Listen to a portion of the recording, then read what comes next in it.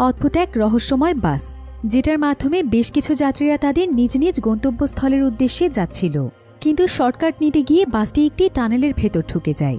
আর এটাই ছিল তাদের জীবনের সবচাইতে বড় ভুল, কারণ এই টানেলের ভেতর ঢোকার পর তারা বারবার একই জায়গাতেই ফিরে আসছিল। অর্থাৎ তারা সবাই বাসটি নিয়ে যতবারই টানেল থেকে বের হওয়ার চেষ্টা করছিল, ততবারই বাসটি টানেলের শুরুর দিকে এসে থামছিল। এভাবে সেই টানেলের ভেতর যাত্রীরা ফেসে গিয়েছিল ভয়ানক এক টাইম লুপের মধ্যে, যেখান থেকে তারা শত চেষ্টা করেও বের হতে পারছিল না। কিন্তু শেষ পর্যন্ত তাদের সঙ্গে কি ঘটেছিল? তার কি এই ভয়ানক টানেলে সার্ভাইভ করে বেঁচে ফিরতে পেরেছিল? আর কি বা রহস্য রয়েছে এই টানেলের পেছনে, সেটাই আমরা দেখব আজকের এই মুভিটির গল্পে। তাহলে চলুন ঘুরে আসা যাক অদ্ভুত এক রহস্যময় টানেলের গল্প থেকে। তো গল্পটি শুরু হয় চায়নার একটি শহরে, যেখানে আমরা লিলি নামের একটি মেয়েকে দেখতে পাই। লিলি তার গাড়িতে করে কোনো এক জায়গার উদ্দেশ্যে যাচ্ছিল, কিন্তু হঠাৎ করে একটি নির্জন জায়গাতে এসে তার গাড়িটি নষ্ট হয়ে যায়। কিন্তু ঠিক তখনই সেখানে একটি গাড়িতে করে ইথান নামক একজন ব্যক্তি চলে আসছে, যাকে দেখতে বেশ ভালো মানুষ মনে হচ্ছিল। ইথান তখন লিলির কাছে জানতে চায় যে তার কি হয়েছে। লিলি তখন তার গাড়িতে লিফট চায়, কিন্তু ইথানের গাড়িতে ওঠাটাই ছিল লিলির জীবনের সবচাইতে বড় ভুল। কারণ যখন সে গাড়িতে বসে তার সিট বেল্টটি ঠিক করতে যায়, তখন তার হাতের সঙ্গে খুবই ঠান্ডা একটি হাতের স্পর্শ লাগে। সে এতে বুঝতে পারে যে গাড়িতে কোনো ডেড বডি রয়েছে। এতে করে লিলির কাছে মনে হতে থাকে সে হয়তো কোনো সিরিয়াল কিলারের গাড়িতে উঠে পড়েছে। কিন্তু এই বিষয়টি বুঝতেই তার অনেক দেরি হয়ে যায়। কিছুক্ষণ পর দেখা যায় ইথান একটি নির্দিষ্ট জায়গাতে গিয়ে তার গাড়িটি থামায়, আর সে এখানে লিলিকেও খুব নির্মমভাবে মেরে ফেলে। এরপর দেখতে দেখতে প্রায় কয়েকদিন সময় পার হয়ে যায়। এবার এখানে আমরা একটি বাস দেখতে পাই, যেখানে বেশ কিছু যাত্রী কোনো এক জায়গার উদ্দেশ্যে যাচ্ছিল, আর তারা প্রত্যেকেই এখানে নিজ নিজ কাজে ব্যস্ত ছিল। তবে এই যাত্রীদের মধ্যে আমরা জিম নামক একজন ব্যক্তিকে দেখতে পাই। তাদের বাসটি যখন মুভির শুরুতে দেখানো জায়গাটি দিয়ে যাচ্ছিল, ঠিক তখনই জিম এখানে বাস ড্রাইভারকে বলে, আচ্ছা, আমি শুনেছি কিছুদিন আগে এখানে একজনের মার্ডার হয়েছে। জিম তখন ড্রাইভারের কাছে জানতে চায় যে সেই মার্ডারের ব্যাপারে কোনো কিছু জানে কিনা, কিন্তু ড্রাইভার তাকে বলে যে সচরাচর সে এমন ঘটনা শোনেনি।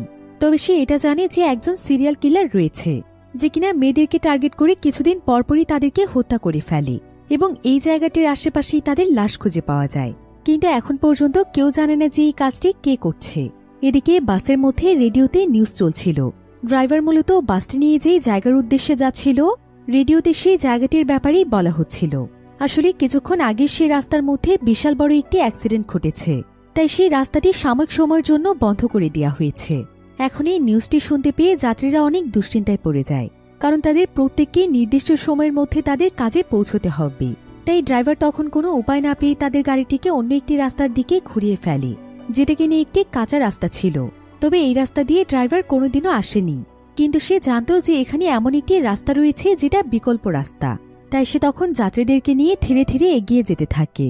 তবে কিছুদূর যাওয়ার পরেই দেখা যায় যে রাস্তাটির সামনে বিশাল বড় এক টানেল রয়েছে, যেটা দেখে ড্রাইভার নিজেও অনেক অবাক হয়ে যায়, কারণ সে কখনো শোনেনি যে এই রাস্তায় টানেল আছে। তো ড্রাইভার তখন বেশি কিছু চিন্তা না করে তাদের বাস নিয়ে সোজা টানেলের মধ্যে ঢুকে পড়ে। আর এভাবেই প্রায় কিছুটা রাস্তা পার করার পর দেখা যায় হঠাৎ করে তাদের বাসের সামনে একজন ব্যক্তি এসে দাঁড়ায়, যার নাম ছিল মাইকেল। আর বাস থামতেই সে সেই বাসের মধ্যে উঠে পড়ে। সে এখানে জানায় যে সেও অ্যাক্সিডেন্টের ফলে তার গাড়ি নিয়ে এই রাস্তা দিয়ে এসেছিল, কিন্তু টানেলে ঢুকতে না ঢুকতেই তার গাড়িটি নষ্ট হয়ে যায়। তাই সে এখানে দাঁড়িয়ে কোনো গাড়ির জন্যই অপেক্ষা করছিল। তবে মাইকেল যখন এই সমস্ত কথা বলছিল, তখন সেখানে একজন ব্যক্তি খুব মনোযোগ দিয়ে একটি নিউজ পড়ছিল। তবে মাইকেলের দিকে তাকাতেই সে কিছুটা অবাক হয়ে যায়, কারণ অনেক পুরনো একটি নিউজে সে একজন কিলারের ছবি দেখেছে, আর এই ছবিটির সঙ্গে মাইকেলের চেহারার অনেকটাই মিল আছে। তাই তার কাছে মনে হচ্ছিল যে মাইকেল হয়তো কোনো ক্রিমিনাল। এবার সেই গাড়ির মধ্যে একজন প্রেগনেন্ট মেয়েকে দেখা যায়, যে কিনা ফোনে তার হাজবেন্ডের সঙ্গে কথা বলছিল।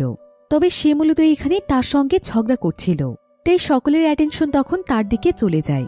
এরপর একটা পর্যায়ে দেখা যায় যে মেয়েটি এখানে প্রচণ্ড রেগে গিয়ে তার মোবাইলটি জানালা দিয়ে বাইরে ছুঁড়ে ফেলে দেয়। এদিকে ড্রাইভার গাড়ি চালাতে চালাতে তার গাড়ি নিয়ে অনেক দূরে চলে এসেছিল। আর এই পর্যায়ে এসে ড্রাইভারের কাছে একটি বিষয় খুবই অবাক লাগছিল, সেটা হলো প্রায় অনেক সময় পার হয়ে গিয়েছে, কিন্তু এখন পর্যন্ত টানেলটি শেষ হওয়ার কোনো নামই নিচ্ছে না। তারপরও ড্রাইভার চুপচাপ তার গাড়ি চালিয়ে যাচ্ছিল। কিন্তু গাড়ি চালাতে চালাতে যখন আরও 20 মিনিট সময় পার হয়ে যায়, তখন যাত্রীরাও এই বিষয়টি লক্ষ্য করতে পারে। তারাও বুঝতে পারে যে টানেলের রাস্তাটি শেষ হচ্ছে না। এমন সময় সেখানে মাইক নামক একজন ব্যক্তি সবাইকে বলে যে সে একজন টানেল ইঞ্জিনিয়ার, আর শহরের প্রত্যেকটি টানেলের ম্যাপ সম্পর্কে তার জানা আছে। সে কখনো এই টানেলটিকে ম্যাপের মধ্যে দেখেনি। তাদের দেশে যে সবচেয়ে বড় টানেলটি রয়েছে সেটা এই গতিতে পার করতেও তো এত সময় লাগে না। এসব কথা শুনে সবাই কিছুটা ভয় পেয়ে যায়। এমনকি তারা বুঝতে পারে যে এই টানেলের মধ্যে কোনো ঝামেলা রয়েছে। তাই যাত্রীরা এখানে কোনো সময় নষ্ট না করে ড্রাইভারকে বলে দ্রুত গাড়িটিকে ঘুরিয়ে ফেলতে। ড্রাইভারও তখন দ্রুত ইউটার্ন নিয়ে ফেলে। কিন্তু বাসটি যতই সামনের দিকে এগিয়ে যাচ্ছিল ততই যেন ভয় তাদের প্রত্যেককে গ্রাস করে ধরছিল। কারণ এই টানেলের রাস্তা হুবহু একই রকম লাগছিল, অর্থাৎ রাস্তাটি যেন শেষই হচ্ছিল না। তাদের ভয় আরো বেশি বেড়ে যায় যখন প্রায় 1 ঘন্টা সময় পার হয়ে যায়। কিন্তু তারপরও তারা বের হওয়ার কোনো রাস্তা খুঁজে পায় না। তাই বাসটি কিছু দূর যাওয়ার পর থামিয়ে দেয়া হয়। এক এক করে সবাই বাস থেকে নেমে যায়।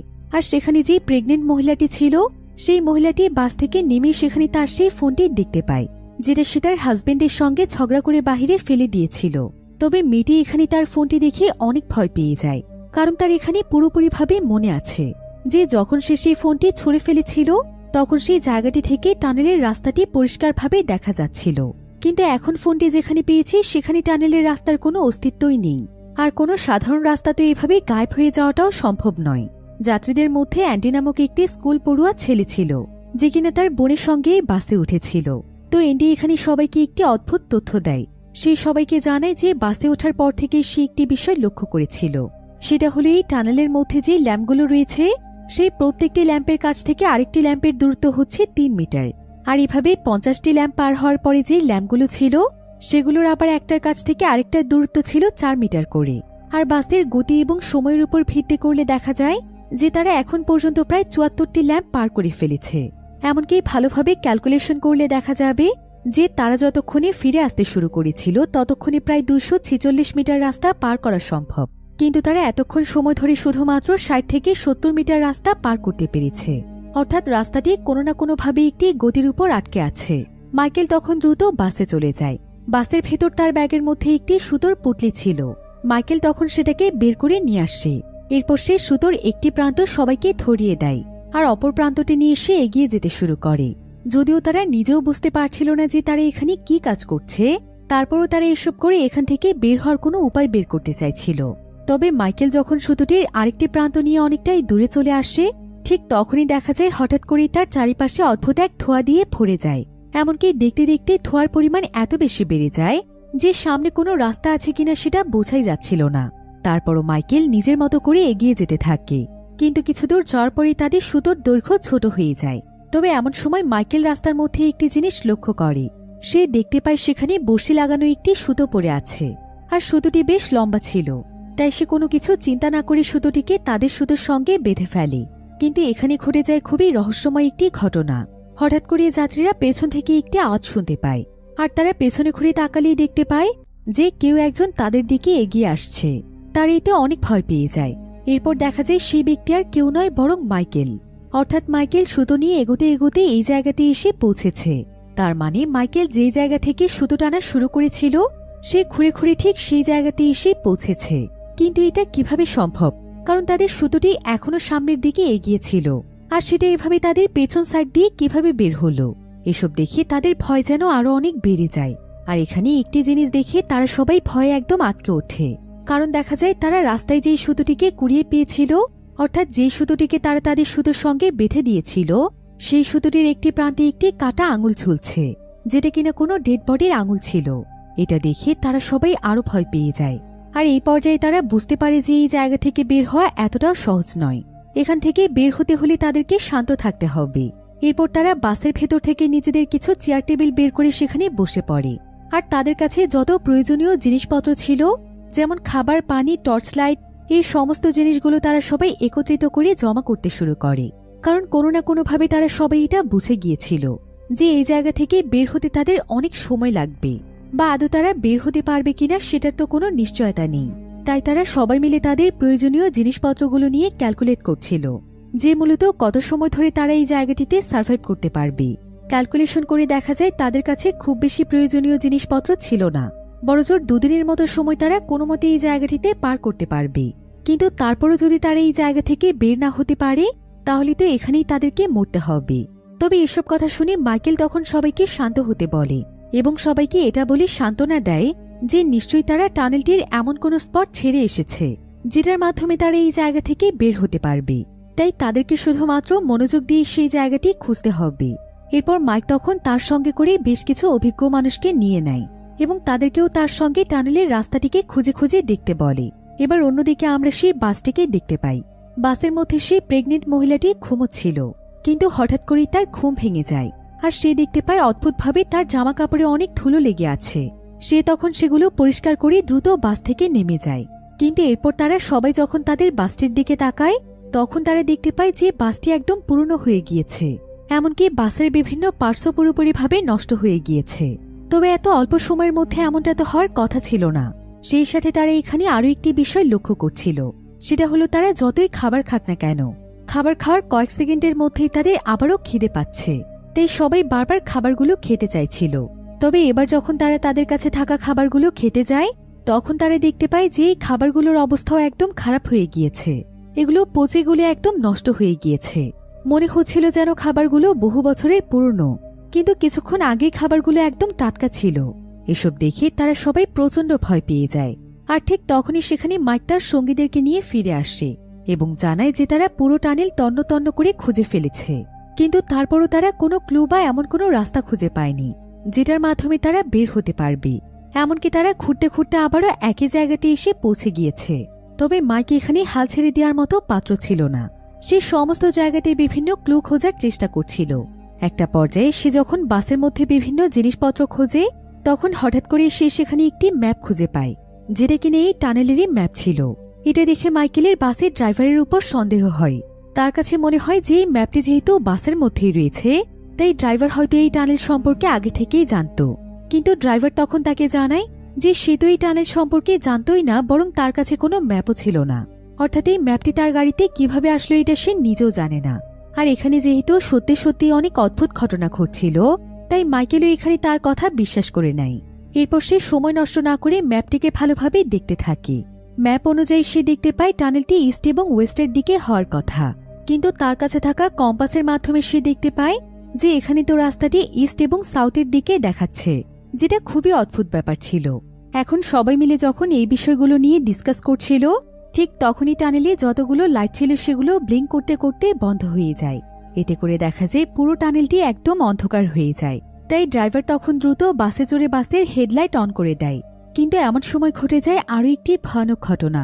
আবছা আলোতে যখন তারা সবাই রাস্তার দিকে তাকায় তখন তারা হঠাৎ করে রাস্তার মধ্যে রক্তের দাগ দেখতে পায়।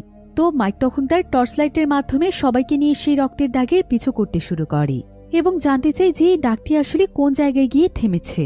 কিছুক্ষণ পর তারা সবাই দেখতে পায় দাগটি একটি দেয়ালের কাছে গিয়ে থেমেছে, যেটার অপর প্রান্তে আর কোনো রাস্তা ছিল না। আর ঠিক এমন সময় তারা লক্ষ্য করে যে যাত্রী টানেল ইঞ্জিনিয়ার ছিল সে এখানে তাদের সঙ্গে নেই।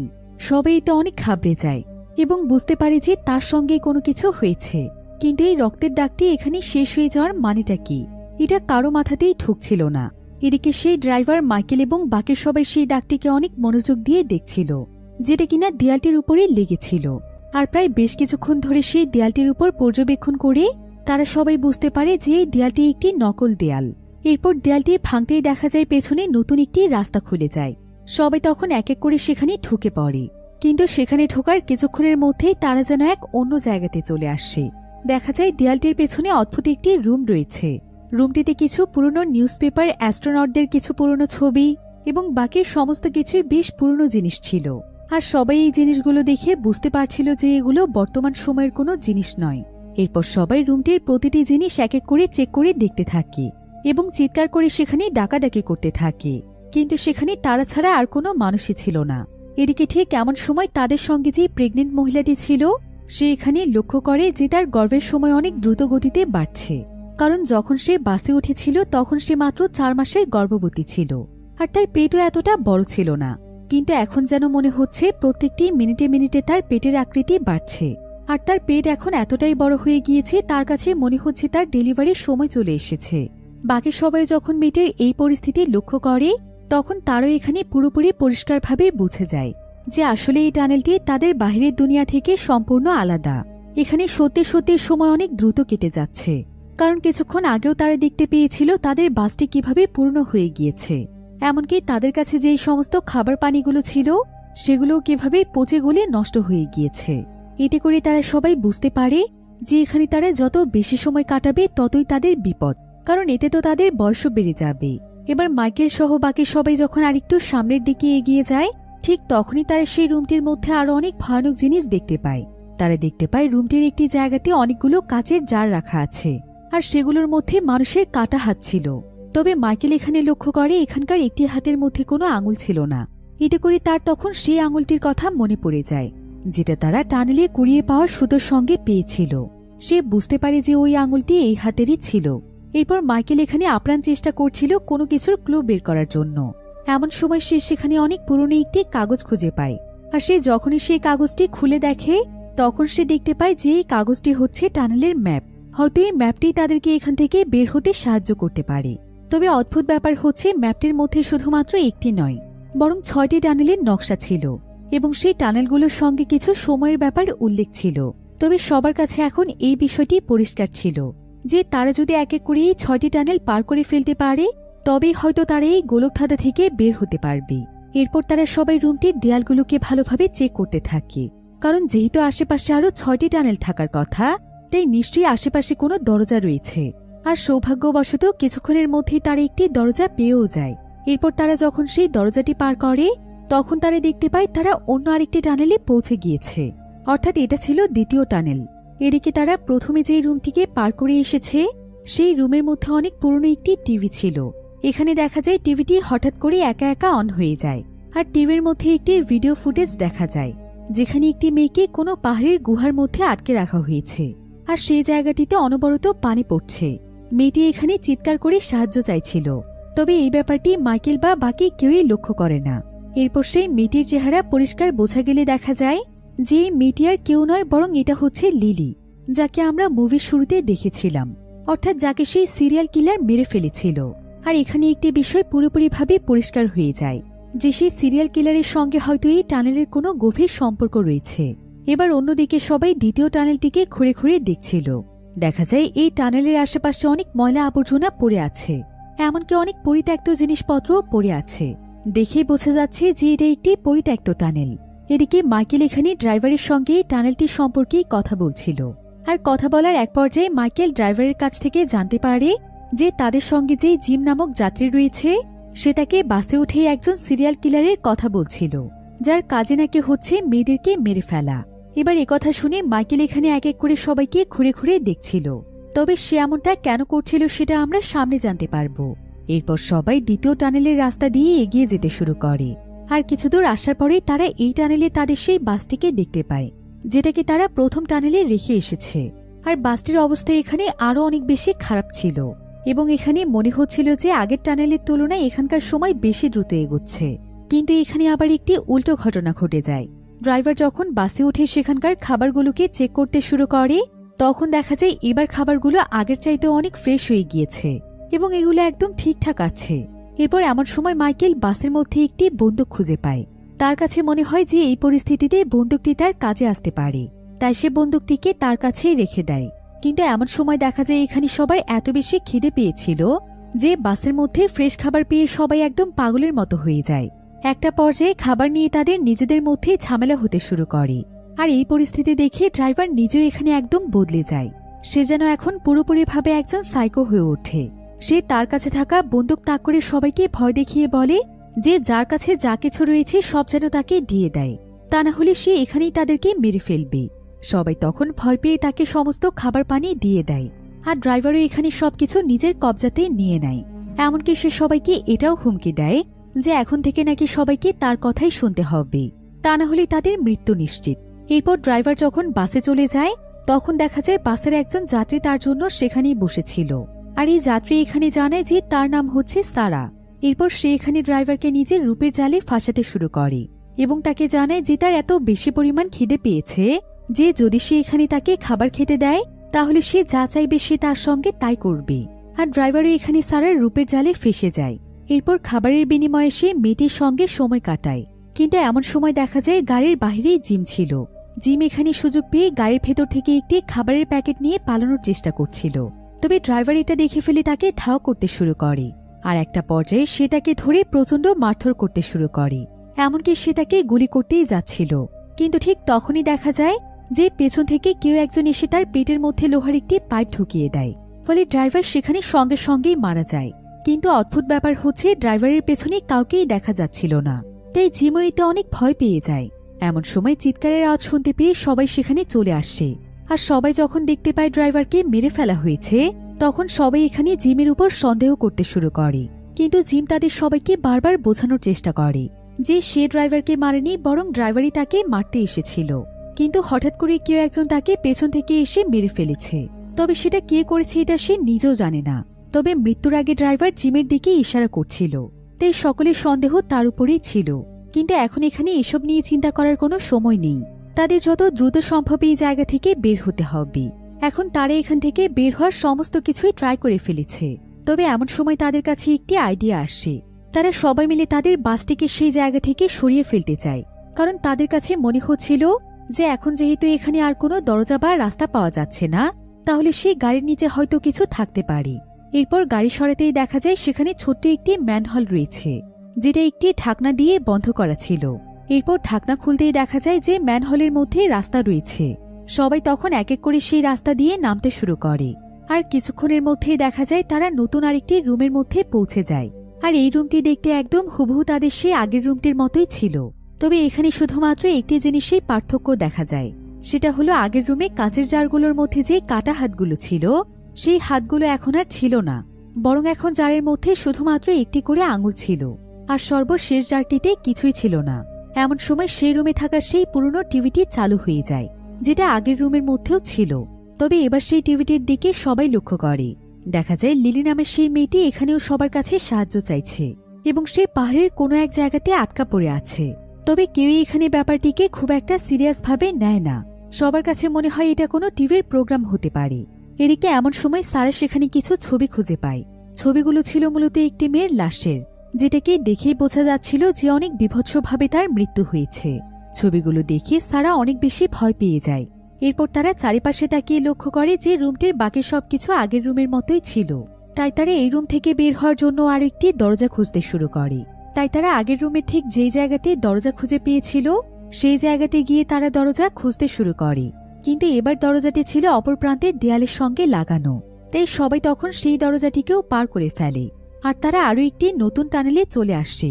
কিন্তু এই টানেলে আসার পর তারা সবাই ভয়ে যেন একদম আটকে ওঠে, কারণ যদিও এই টানেলের সবকিছু আগের টানেলগুলোর মতোই ছিল, কিন্তু এখানে তাদের বাসের সামনে একটি টেবিল রাখা ছিল, আর টেবিলের চেয়ারগুলিতে অনেকগুলো মানুষ মৃত অবস্থায় পড়েছিল, যার কিনা একদম কঙ্কাল হয়ে গিয়েছে।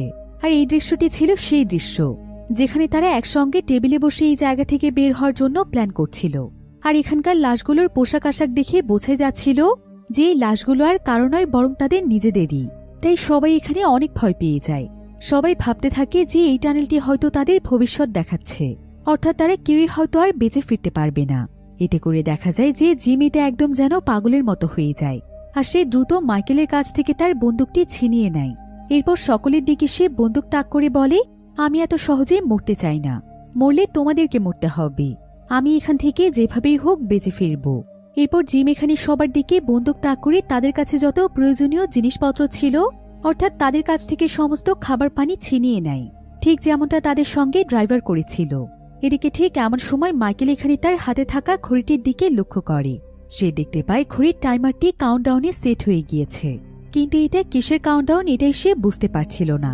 এবার এদিকে দেখা যায় কিছুক্ষণ পর জিম এখানে একদম শান্ত হয়ে যায়। সবাই তখন তাকে বুঝিয়ে শান্ত করে আবারও একসঙ্গে এগিয়ে যেতে শুরু করে।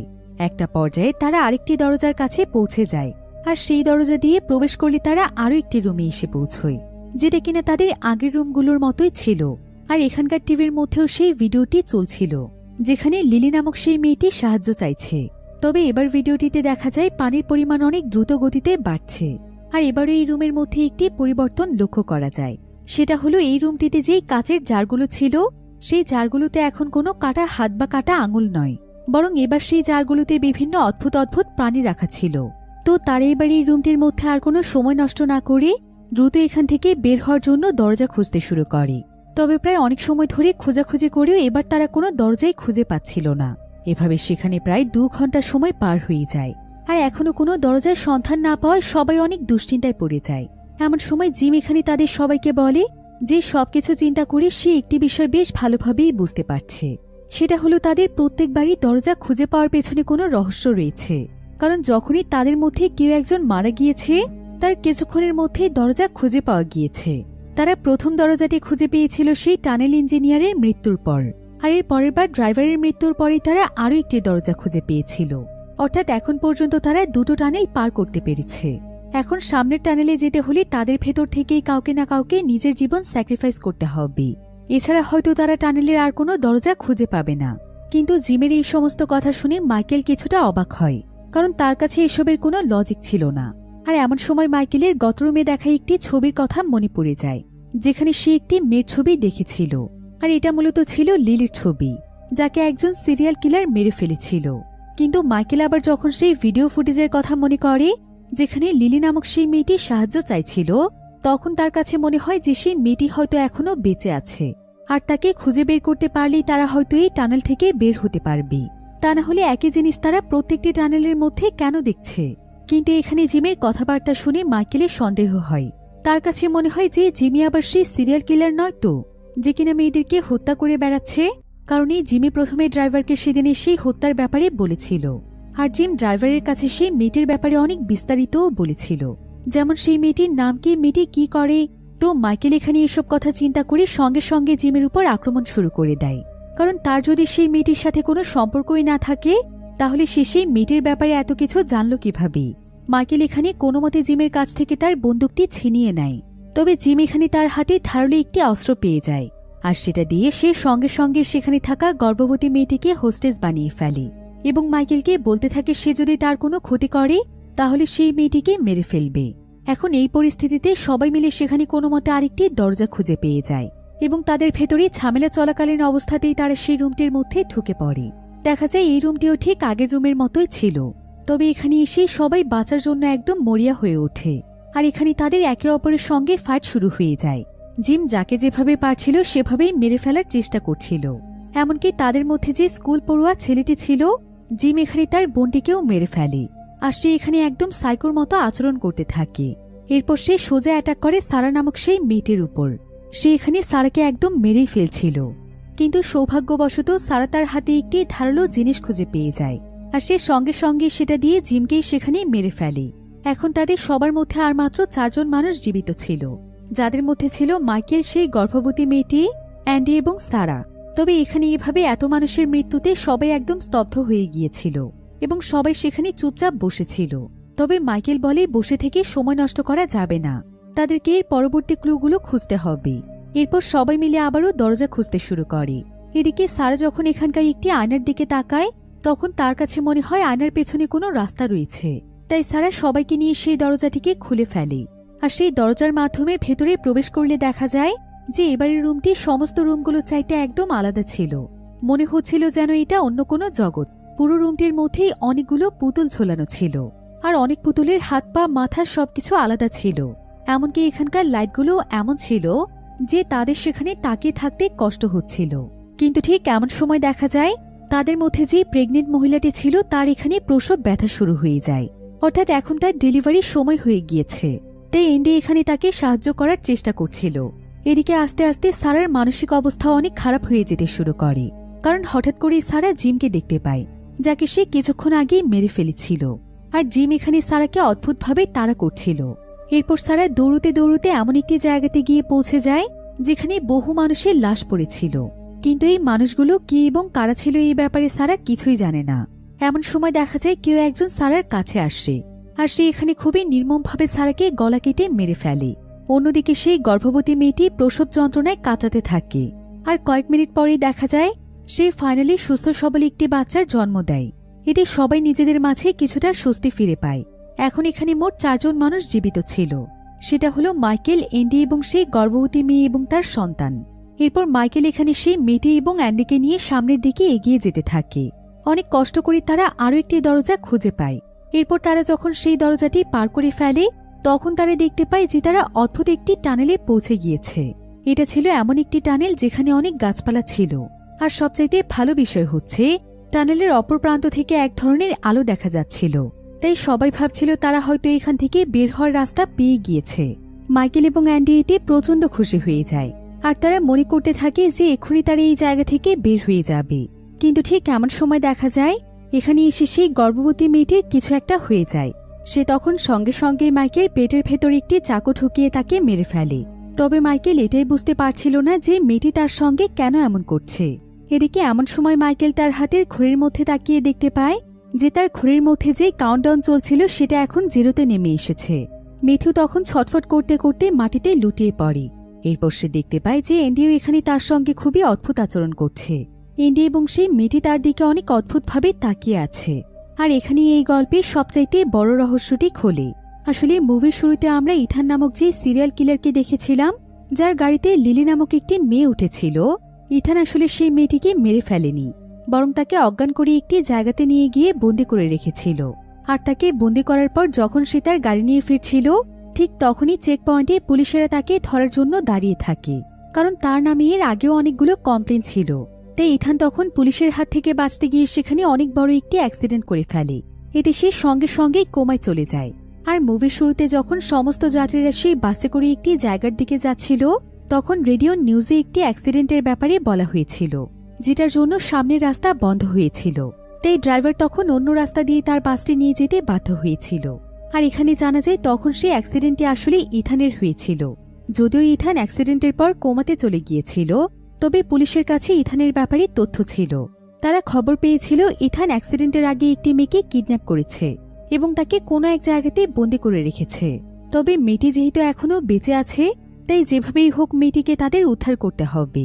কিন্তু ইথান যেহেতু এখন নিজেই কোমাতে চলে গিয়েছে, তাই পুলিশের পক্ষে এটা কোনোভাবেই সম্ভব হচ্ছিল না ইথান সেই মেয়েটিকে কোথায় লুকিয়ে রেখেছে এটা জানার। এজন্য তারা মাঝপথে এসে ইনভেস্টিগেশন বন্ধ করে দেয়। কিন্তু এভাবেই যদি বেশ কিছুদিন সময় পার হয়ে যায়, তাহলে তো সেই মেয়েটি সেখানে বন্দি থেকেই মারা যাবে। তাই সবাই তখন মেয়েটিকে খোঁজার জন্য কোনো না কোনো উপায় খুঁজছিল। তবে ইথান লিলি নামের যে মেয়েটিকে কিডন্যাপ করেছিল, সেই মেয়েটির হাজবেন্ড আবার ছিল মেডিকেল ডিপার্টমেন্টের অনেক বড় একজন সায়েন্টিস্ট। আর সে রিসেন্টলি একটি সিমুলেশনের উপরে তার কাজ চালিয়ে যাচ্ছিল। এরপর এখানে জানা যায় যে লিয়ের হাজবেন্ড আর কেউ নয়, বরং সেটা হলো মাইকেল, যে কিনা মাঝপথে সেই বাসটির মধ্যে উঠেছিল।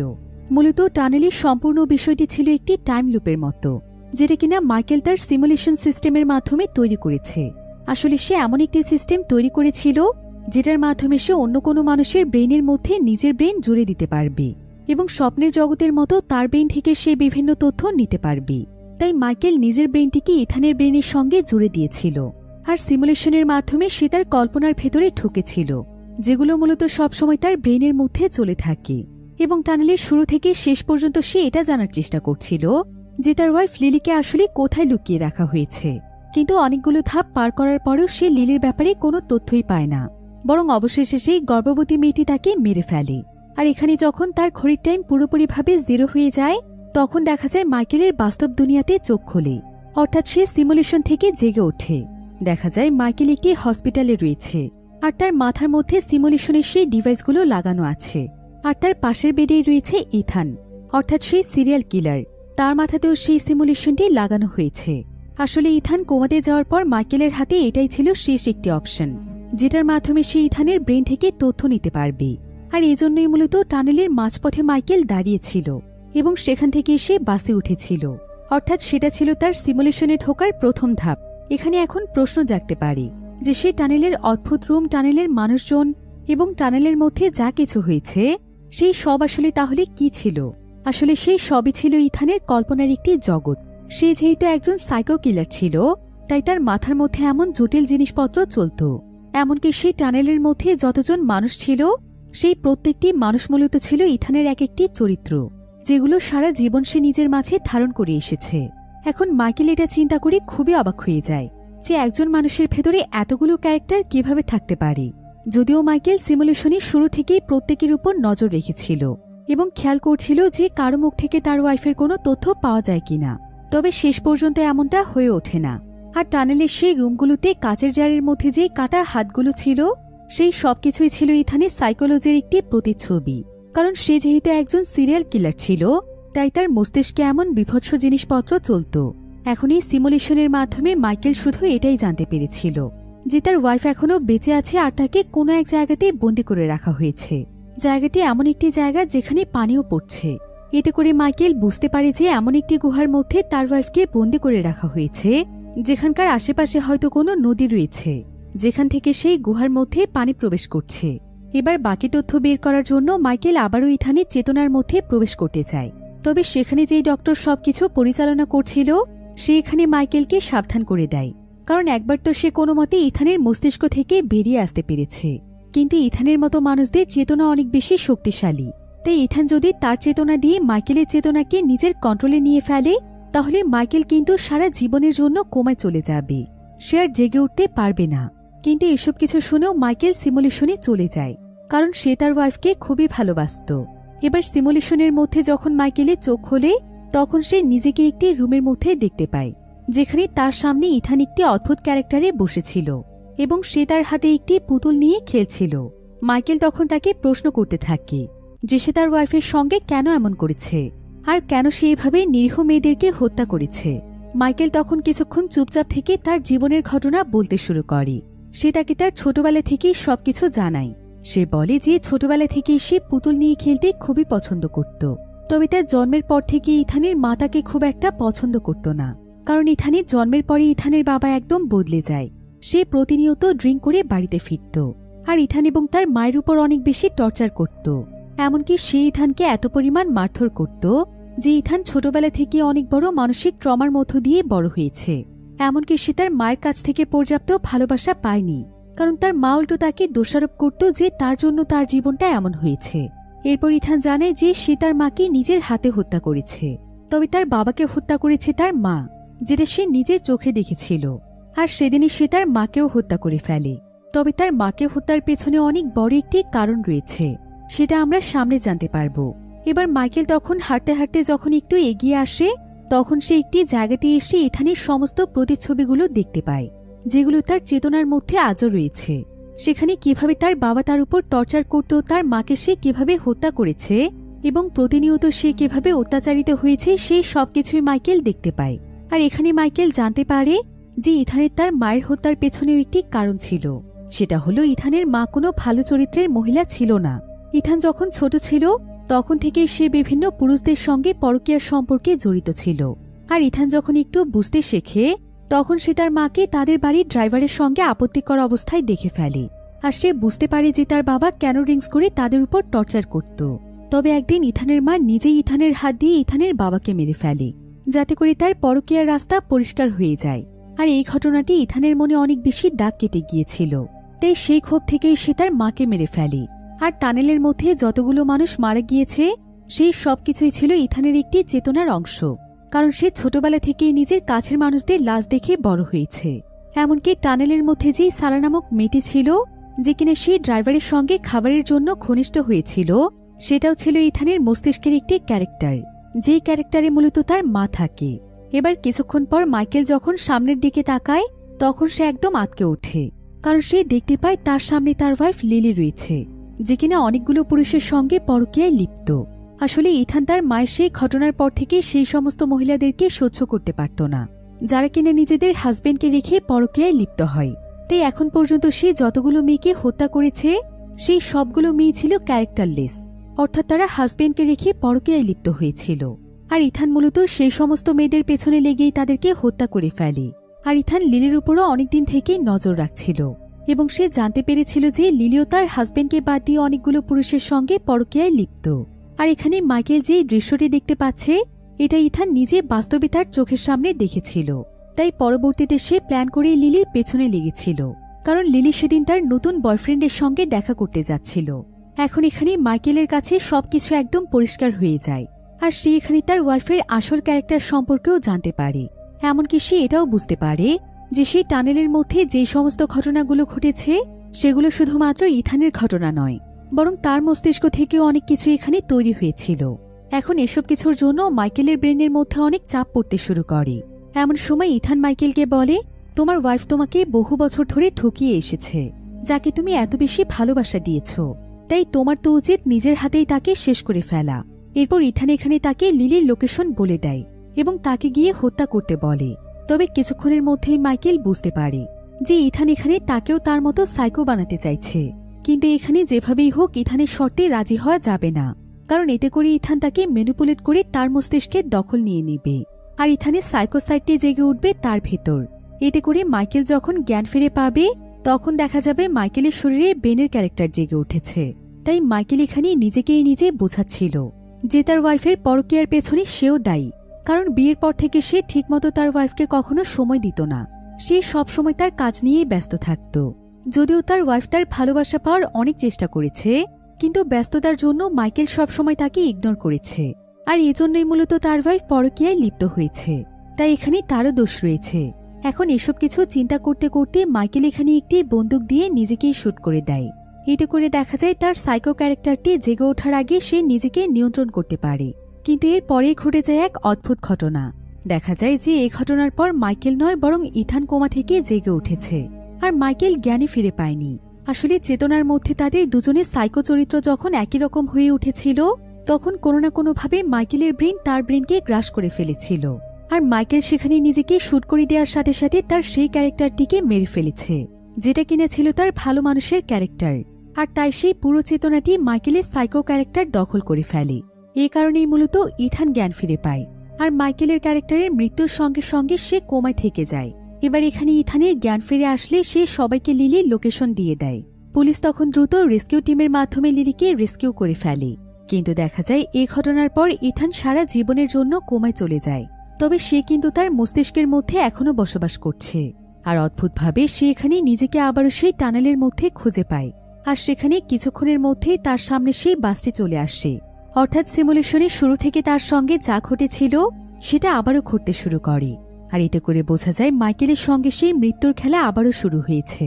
যতদিন মাইকেল এভাবে নিজের মস্তিষ্কের মধ্যে বসবাস করবে ততদিন পর্যন্ত টাইম লুপের মতোই একই ঘটনা তার মস্তিষ্কে ঘটতেই থাকবে।